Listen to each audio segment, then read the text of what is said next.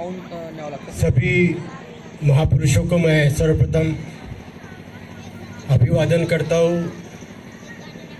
आज इस Buddhist international school के 11वें गैदरिंग समारोह में उपस्थित यहाँ पर हमारे मित्र श्री उत्तम शेवड़े जी और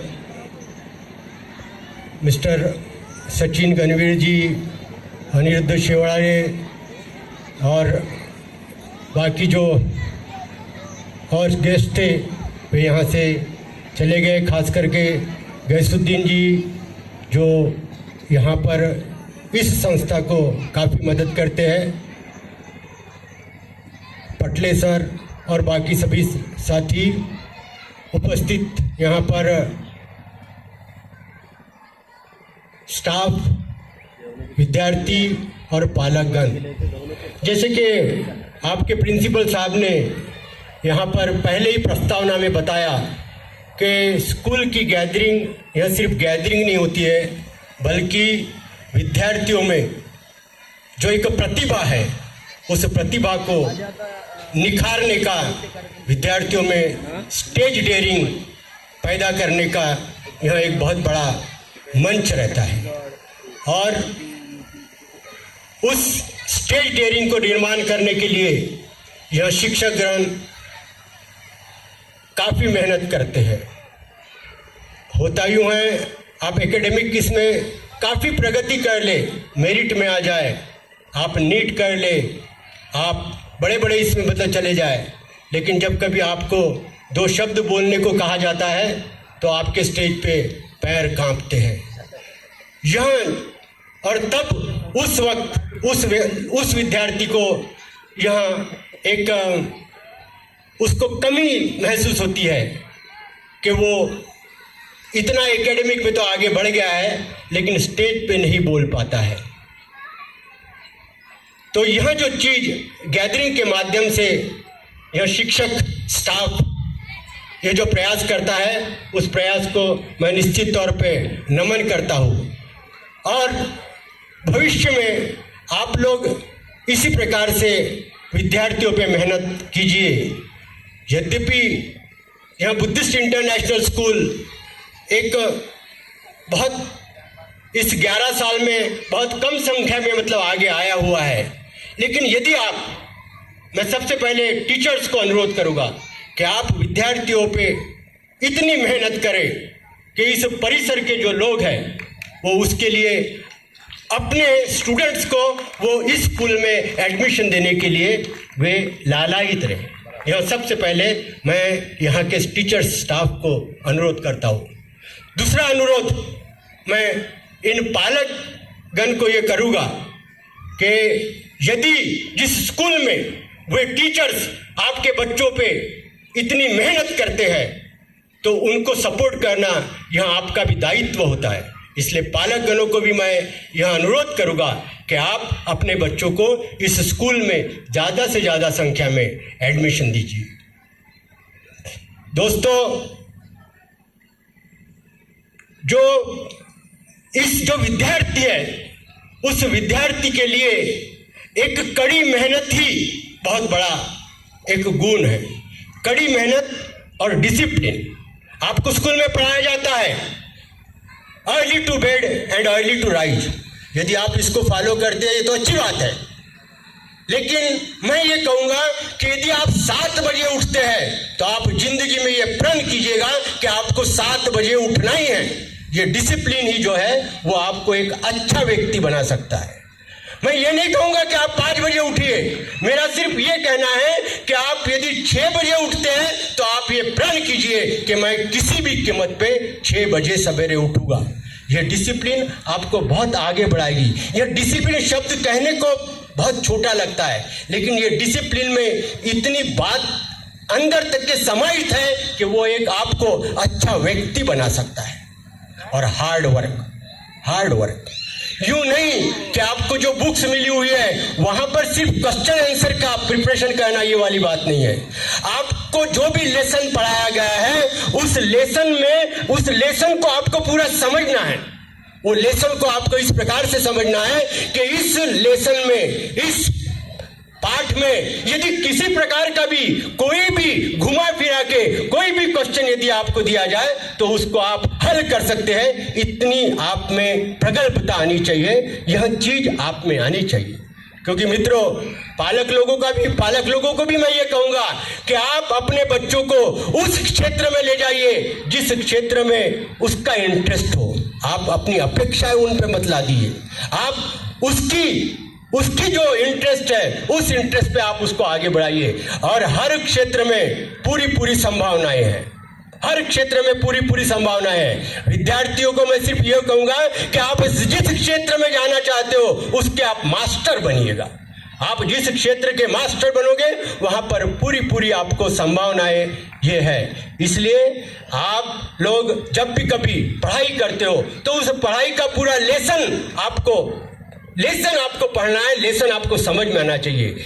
अन्यथा यह होता है कि आप मेरिट में आ जाते हैं, आप 93% ले लेते हैं, आप 94% ले लेते हैं, लेकिन जब आप नीट को अपीयर करते हैं, जब आप किसी प्रकार के जेईई को आप अपीयर करते हैं, आप किसी प्रकार के कैट को अपीयर करते हैं, आप किसी गेट को अपीयर करते हैं, तो आप वहां पर टिक नहीं पाते हैं। कुछ लोग तो उसको क्लियर भी नहीं कर पाते हैं। ये वाली चीज मैंने अपने बेटे को भी पहले ही बताई है और मेरे बेटे ने वो चीज मतलब क्या है कि आत्मसात की। मेरे बेटे ने 2011 में गेट में 99.30 परसेंटाइल उसने मतलब मार्क्स कवर किया था। He is master from IIT Kanpur और आज वो UPSC क्लियर करके IAS है, assistant director Indian orders factory में है। तो मैं ये चीज आपको इसलिए मतलब बता रहा हूं कि आपको जब आप लेसन पढ़ते हैं तो आप पूरे उस लेसन को आत्मसात आपको करना है। और कड़ी मेहनत, नो शॉर्टकट से आप कभी भी सक्सेस नहीं हो पाते हैं। शॉर्टकट से आप एक थोड़े से समय के लिए कोई प्रसिद्धि पा लोगे, सक्सेस आप हो जाओगे, लेकिन आपको यदि आपका स्थायी यदि सक्सेस आपको चाहिए तो आपको कड़ी मेहनत करनी पड़ेगी। और मैं आज यहाँ पर जो मुझे यहाँ पर आमंत्रित किया गया इसके लिए मैं इस बुद्धिस्ट इंटरनेशनल स्कूल के पूरे स्टाफ एंड मैनेजमेंट को मैं धन्यवाद देता हूँ। और जो शिक्षकगण हैं उनको एक उनको विनती करता हूँ कि आप, पैसा तो आते रहेगा, पैसा तो आपको मिल जाएगा, आपको 50,000 60,000 कहीं पे भी तनख्वाह मिल जाएगी, सब ये हो जाएगा, आप सब कुछ पालोगे, लेकिन आपको वो समाधान नहीं मिलेगा जो समाधान वो उन्होंने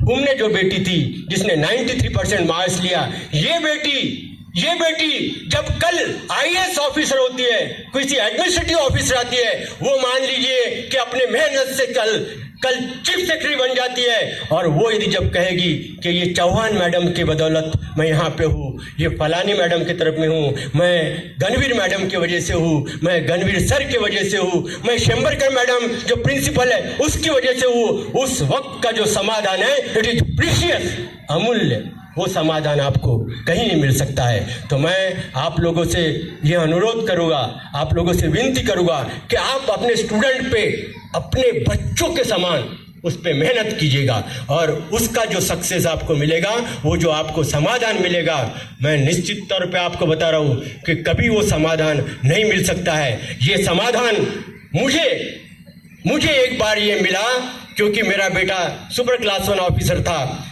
है और वो जब वहाँ पर इंडियन ऑर्डर्स फैक्ट्री वरणगांव में जब वहाँ पे गया तो उनकी ग्रुप ए ऑफिसर का एक फंक्शन था। उस फंक्शन में मैं वहाँ पे जब गया वहाँ पे और कोई पेरेंट्स नहीं आए थे। जनरली कोई पेरेंट्स को ले नहीं जाता है, लेकिन मेरे बेटे ने कहा कि पापा आपको चलना है।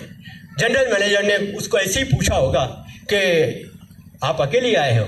उन्होंने कहा नहीं, मेरे पिताजी साथ में आए हुए हैं। तो वो जनरल मैनेजर वहाँ से चल के मेरे टेबल के पास में आए और उन्होंने ये कहा कि your son is very talented, he is a good in English, he is a good orator. और वो समाधान सिर्फ 2 साल की सर्विस में एक जनरल मैनेजर जब ये आके कहता है ये समाधान मेरे लिए अमूल्य, वो समाधान मेरे लिए अमूल्य था, मुझे ऐसा लगा कि जो मराठीत म्हणतात ना की तुमच्या जीवनाचं सार्थक झाला, तो वो वाली चीज़ आई है। तो मैडम आपके भी बच्चे जब इस प्रकार से जब ये आएंगे, आपका नाम लेगा, आपको भी वो ये मिलेगा, तो मैं आपसे अनुरोध करता हूँ कि आप अपने स्टूडेंट्स पे इतनी मेहनत कीजिए। पुनः एक बार आपने यहाँ पर दो मिनट और लूँगा, मैंने ये जो यहाँ पर शुरू से जो ये देख रहा हूँ, बहुत अच्छा आप मेहनत कर रहे हैं। बच्चे जिन्होंने बच्चों ने वहाँ पर इंडियन कॉन्स्टिट्यूशन का प्रियम्बल उनको याद है, आप बड़े बड़े लोगों को पूछोगे तो वो प्रियम्बल नहीं बोल के पाते हैं। ये बहुत बड़ी बात है, आपके लिए गर्व करने की बात है, मेरे लिए तो बड़ी आनंद की बात है कि मैंने ये सुना, ये प्रियम्बल। उसके बाद में आपने यहाँ पर सांस्कृतिक एक चीज़ ये बताई, विभिन्न प्रांतों के लोगों को यहाँ पर बताया, और उसके बाद में आपने जो हिंदी राजभाषा की जो बात की, जो थीम रखी, ये भी बहुत ही इम्प्रेसिव है। इस प्रकार की चीज़ें आप लोगों में ले आओगे। मैं जरूर, बुद्धिस्ट इंटरनेशनल स्कूल है, ये बुद्ध की थीम तो आपको बताएगी, क्योंकि बुद्ध की थीम जो है बुद्ध की करुणा, और बाबा साहब को जिन्होंने पढ़ा, बाबा, यदि आप कितने भी अपसेट हो, आप बाबा साहब के चरित्र को यदि पढ़ोगे तो बाबा साहब ने उस हर क्षेत्र में जो मतलब स्ट्रगल किया है अपनी प्रतिकूल परिस्थितियों में, तो वो बाबा साहब को ये स्टूडेंट जो है उससे वहाँ पे लेसन मिलेगा। बुद्ध की करुणा तो जग जाहिर है, वे भी आपकी है, लेकिन साथ ही साथ मैं आपको ये कहूँगा, आप उसको IAS बनाने का भी प्रयत्न करें, आप उसको डॉक्टर बनाने का प्रयास करें, आप उसको इंजीनियर बनाने का प्रयास करें, लेकिन इस सबसे ऊपर में उसको एक इंसान बनाने का प्रयास करें कि वो इंसान बने। वो ऐसा ना हो कि वो मोबाइल की जो चीज़ बताए तो जब वो मतलब क्या है कि उसका एक्सीडेंट होता है तो वो वहाँ पे शूटिंग करने के लिए नहीं जाए, वो उसको मेडिकल एड देने का ये करे। इस प्रकार की आप बातें ये करेंगे, मैं आपकी इस स्कूल कोई उत्तरोत्तर प्रगति की अपेक्षा करता हूँ और अपनी बात को यही विराम देता हूँ। जय भीम, जय भारत।